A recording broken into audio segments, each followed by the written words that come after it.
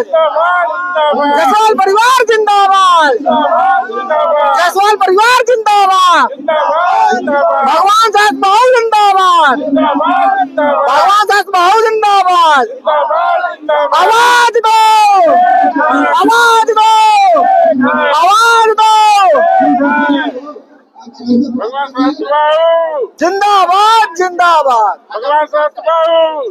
हम लोग रामदासपुर नेवादा सिरला चौकिया से आए हुए हैं।